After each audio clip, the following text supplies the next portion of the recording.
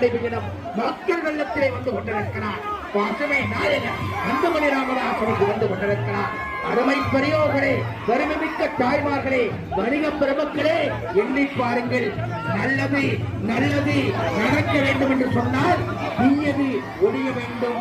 அறம் நடி சிறக்க நல்லது கெடுக என்று ஐங்குறோர் கூற்றுப்படி நல்லது இல்லாதது கெட்டு போனால் நல்லது தானாக நடக்கும் என்று அந்த எண்ணத்தோடு திராவிட முன்னேற்ற ஆட்சியை அப்புறப்படுத்த 100 நாள் நடைபெறும் மக்கள் வெள்ளத்திலே வந்து கொண்டிருக்கிறார். அருமை தலைவர் அன்புமணி ராமதாஸ் அவர்கள் வந்து கொண்டிருக்கிறார். சுவாசிக்கின்ற சுத்தக்காற்றை நுரையீரலில் தலைவிட வேண்டும் என்று எண்ணுகிறேன். அன்புமணி ராமதாஸ் அவர்கள் வந்து கொண்டிருக்கிறார். அருமை பெரியோர்களே, தாய்மார்களே, எண்ணி பாருங்கள். தமிழ்நாட்டிலே தமிழ்நாட்டு மக்கள் இன்றைக்கு மதுவாலும் போதையாலும் சிக்குண்டு தவித்துக் கொண்டிருக்கிறார்கள். தமிழ்நாட்டிலே பெண்களுக்கு பாதுகாப்பு இல்லை.